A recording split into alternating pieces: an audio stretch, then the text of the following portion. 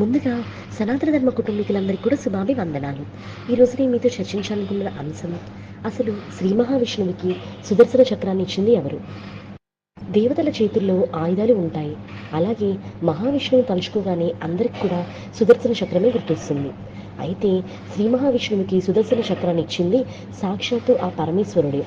అది అసలు ఎలా జరిగిందంటే, ఒకానొక సమయంలో దైత్యులు, దానవులు అఖండ బలవంతులై ముల్లోకాలలో ఉండే అందరినీ హింసించసాగారు. దేవతలంతా కలిసి శ్రీ మహావిష్ణువు దగ్గరికి వెళ్ళి దైత్య దానవులను అణిచివేయవలసిందిగా ప్రార్థించారు. అప్పుడు ఆ విషయమంతా ఆలోచించినటువంటి విష్ణువు, ఇది కాలమహిమే కానీ వేరే ఏమీ కాదు, కాబట్టి కాలశాస్త్రుడైనటువంటి కంటే కాలుణ్ణి ఆరాధించి ఈ కష్టం గడిచే విధానాన్ని సాధిస్తాను అని దేవతలను ఊరడించి పంపుతాడు. ఆ తర్వాత విష్ణువు కైలాసం దగ్గరలో ఒక గుండాన్ని నిర్మించి అగ్నులు రగల్చి వేద మంత్రయుక్తంగా హోమం చేయసాగాడు. నిత్యం పార్థివ లింగార్చన చేశాడు. మానస సరోవరం నుంచి పద్మాలను తెచ్చి పార్థివ లింగాన్ని సహస్ర కమలాలతో అర్చించేవాడు. ఒకనాడు విష్ణువు మానస సరోవరానికి వెళ్ళి 1000 కమలాలు తెచ్చి పెట్టుకుంటాడు. శివ సహస్రనామం చదువుతూ పువ్వులతో పూజ చేస్తుండగా నామములకు ఒక పువ్వు కొరవడింది. 999 నామాలు పూర్తయ్యాయి. పువ్వులు అయిపోయాయి. మరొక నామం ఉండిపోయింది. ఏం చేద్దామా అని ఆలోచిస్తాడు విష్ణువు. లోకులందరూ తనని పద్మాక్షుడు అని అంటారు కదా, అందువల్ల తక్కువ వచ్చిన పద్మం స్థానంలో తన నేత్రాన్ని పెక్కలించి ఉంచబోయాడు. చటుక్కున ప్రత్యక్షమైనటువంటి ఈశ్వరుడు విష్ణువుని వారిస్తాడు. శ్రీహరి, ఇప్పటిదాకా నువ్వు చేసింది చాలు. నేను ఎంతో సంతోషించాను నీ పూజకి. అలాగే పద్మం తక్కువైనందుకు నీ కన్నునే పెకలించబోయిన నీ భక్తికి కూడా నన్ను సంతోషపెట్టింది. ఏం కావాలో కోరుకో అని శివుడు అడుగుతాడు. హే సర్వేశ్వర, పరమేశ్వర, ఈ కాలాన్ని శాసించేవాడివి, కాలకంఠుడివి నువ్వు. దైత్యుల వర్గం, దానవుల వర్గం రెండిటిలో చెడు చాలా పెరిగిపోయింది. దేవతలు వాళ్ళ వల్ల ఎన్నో ఇబ్బందులు ఎదుర్కొంటున్నారు. వాళ్ళు చేసే యుద్ధాలు 3 లోకాలను గందరగోళం చేస్తున్నాయి. ఆదిత్యులు అవస్థల పాలై పారిపోయారు. శత్రువులను నివారించేందుకు నా దగ్గర ఉన్న ఆయుధాలు సరిపోవడం లేదు. ఏమి చేయాలో దిక్కుతోచక నీ కోసం ఇలా పూజిస్తూ నిష్టగా ఉంటున్నాను.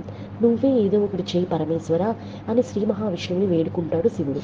అప్పుడు వెంటనే శివుడు సొంతంగా తయారు చేసిన సుదర్శనం అనే చక్రాన్ని విష్ణువుకు ఇస్తాడు. అప్పటి నుంచి విష్ణువు చక్రధరుడు అవుతాడు. చక్రధరుడు, చక్రపాణి, చక్రి అనే పేర్లు కూడా వచ్చాయి.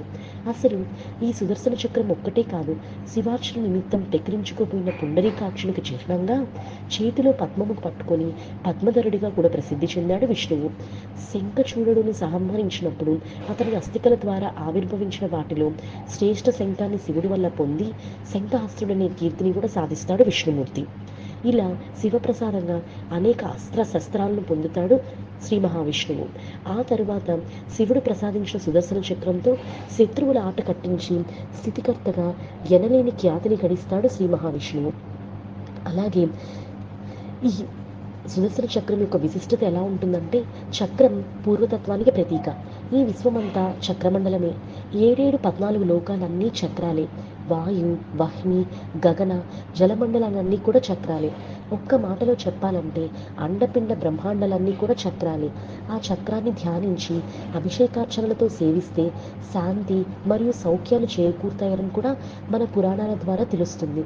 శ్రీవారి బ్రహ్మోత్సవాలలో 9వ రోజు ఉదయం భూదేవి సమేత మలయప్ప స్వామివారిని సుదర్శన చక్రం వరాహస్వామివారి ఆలయ ప్రాంగణంలో వేచేపి ఉంచి పంచామృత స్నపన తిరుమంజనం నిర్వహిస్తారు.